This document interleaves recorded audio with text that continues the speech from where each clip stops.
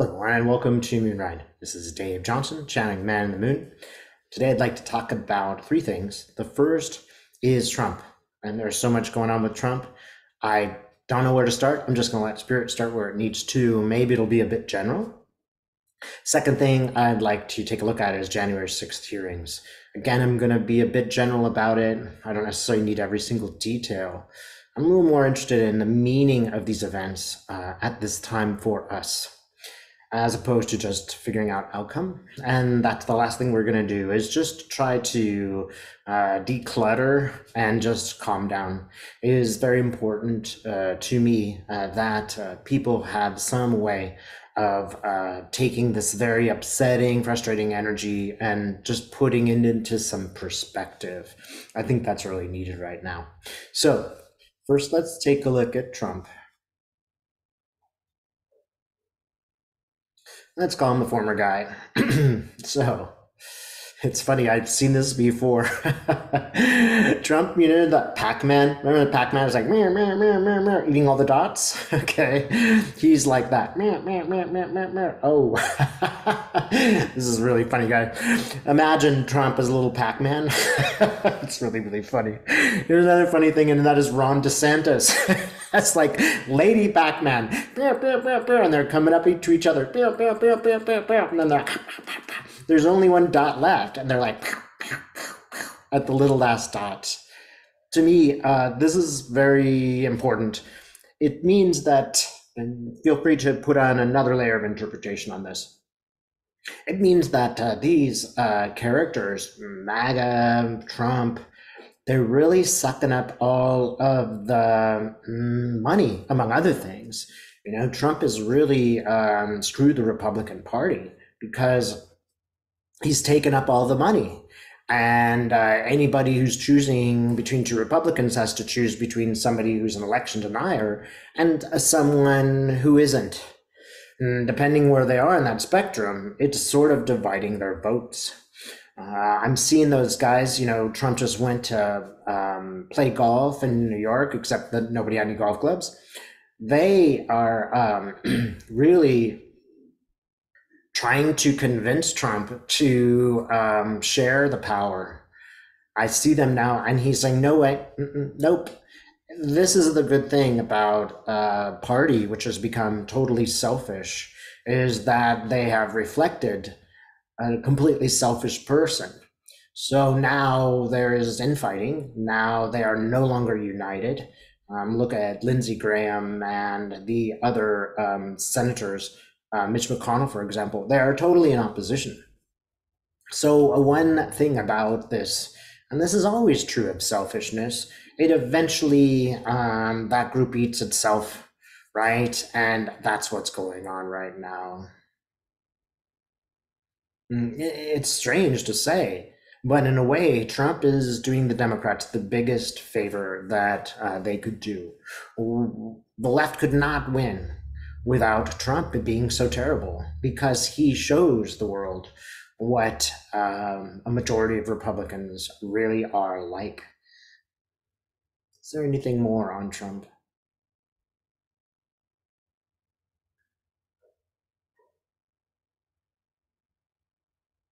Again, I'm just seeing that sort of Pac-Man. So maybe I could also put it this way. The universe sent us a Donald Trump so that we would know what a human Pac-Man really looks like. Somebody who just takes. Somebody for whom it is a game of taking. There's a reason why we were sent this. And there is every reason why you should react to Trump. He is not a good person.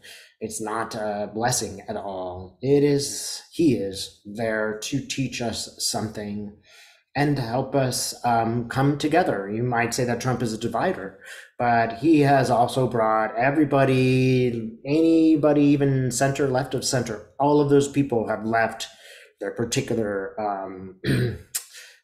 specific things that they want behind for a greater cause of defeating Trump. This is extremely important. All right, let's go to the next question, which is, the January 6th Commission, and I see it again. This is 5 minutes ago, and it's Liz Cheney going, yes, yeah, yeah, go Liz. I never thought I would say that, but yeah, she just looks like I am woman, hear me roar.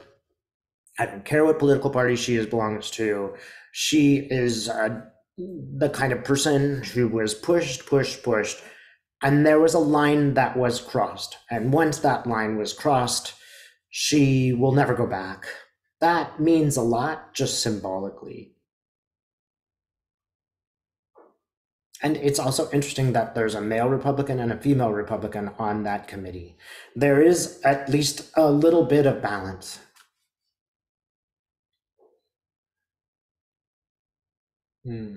What else? What else is going on with January 6th committee? I get the word blockbuster. Liz Cheney is showing me some papers, and they have an award on them. It's like how you get like an award, like a badge that's gold with little hanging sort of material from it. It's got something like that, and she's going like this. Look. So expect important documents to rise. And a lot of them. Now the documents are like this high. And she's just shaking her head. She's just like, oh my God, you can't believe how much is in here. She's like, I didn't have time to read them myself. We're still processing, and who knows? So let's take this a little further. What else do we need to know about January 6th Commission?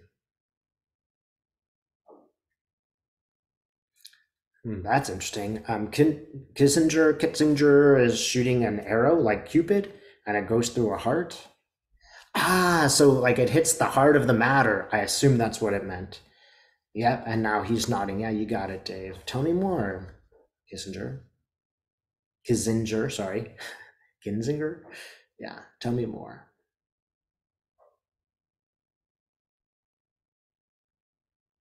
He says, look, I have always worked with the FBI. These are my people. They are conservatives.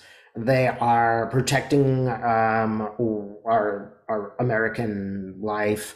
They're instrumental in protecting violence throughout the planet. He says this is what is important. Trump is attacking that body. And if he attacked that body, we really don't have a functioning government if we allow that to continue. So there are reasons to critique the FBI, but making a claim that all of them are really liberal rhinos or they're after Trump is truly undermining it, because there is no evidence that they are doing that. So, and he says this is just one of the institutions that's a sort of red line for him. And he's kind of indicating it's a red line for a lot of Republicans. They may not say it, but Republicans who know what's going on recognize the incredible danger that Trump has put us in. And that, he's showing me, is the bottom line. He has put all Americans in danger by keeping these top secret documents in his hotel. He's like, that's the bottom line. And he kind of rolls his eyes and he goes, yeah, sure. You might hear a few Republicans, whining about this, but you'll also notice they're not talking so much right now. They don't want to be asked the question, why did Trump do that? Why did he take the documents? So they're on the run, in a sense. Republicans don't want to debate anymore, and they don't want to be asked public questions because they can't answer them. And he just shakes his head and he goes like this, like, I can't believe it. Like, I can't believe they're such, they are so self-serving that they won't protect the country. He just rolls his eyes in sort of disgust about, like, hey, was I the only guy that was here for real ideals? All the others were just a big bunch of fakes. He's questioning even his beliefs. about republicanism and whether it's really an honest proposal. He does not, he no longer truly believes that. And one reason is that all of the colleagues that he has have gone against him. The other reason is they're allowing Trump to put us in danger. He just says, it looks really bad. It looks really bad that none of them have condemned Trump. It looks really bad that a Trump judge, a Judge Trump appointed, is giving him a free pass, helping Trump to delay consequences. And this is regardless of our safety. We don't know where the documents are. Trump might still have some of those documents. The documents could be floating around the Kremlin right now. We don't know. And that is terrible. It's putting all of us in danger and showing the extraordinary bias of Republican judges.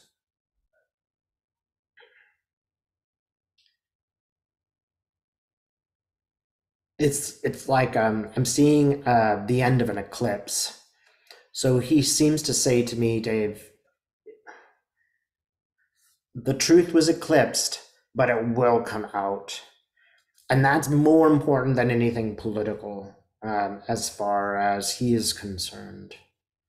Good. Okay, so here's the last part. And I'd like all of you to, just for a moment, connect. If it helps you to close your eyes, that's great.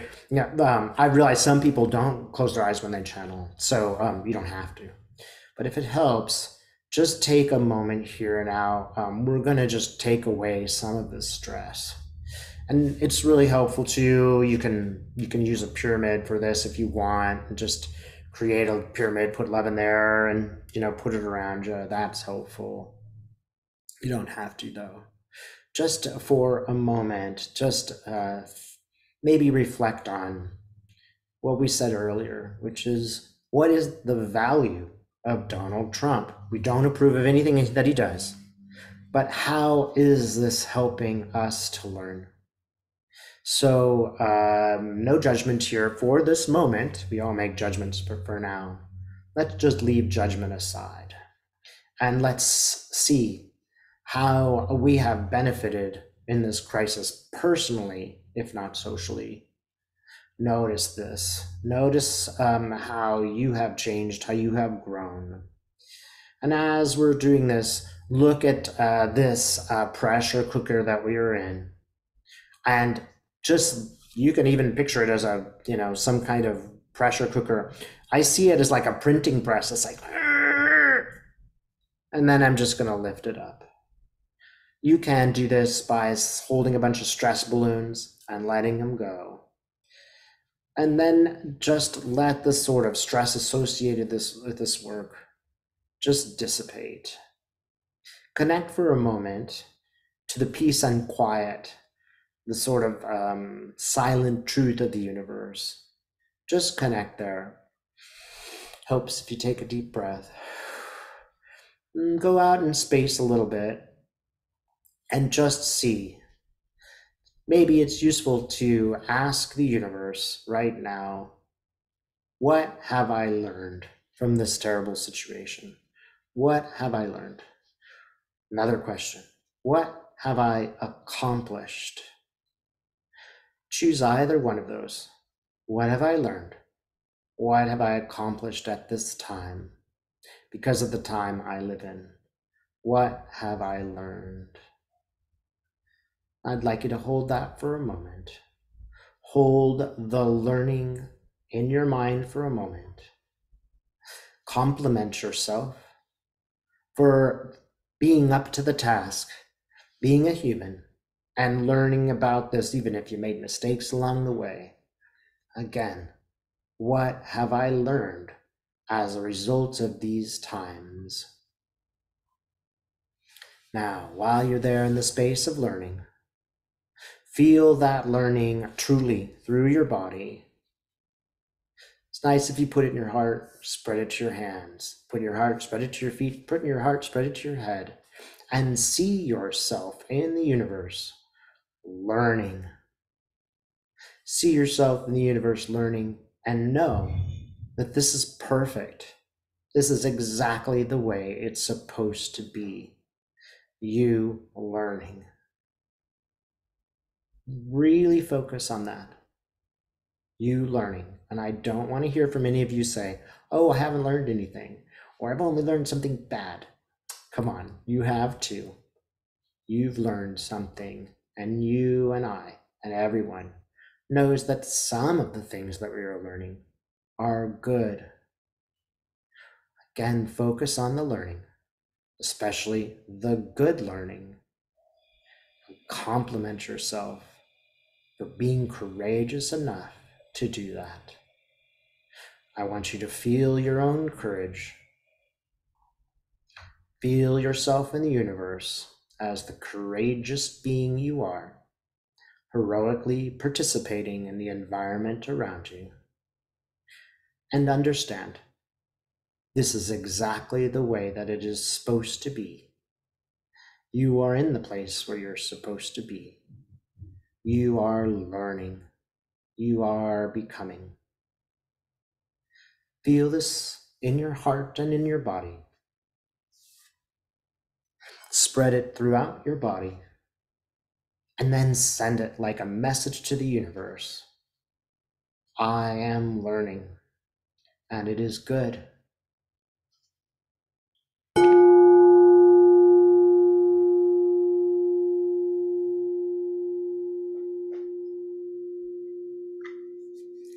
Great. Thanks so much for watching. Feel free to take a look at my website and see the services I offer. Thanks so much.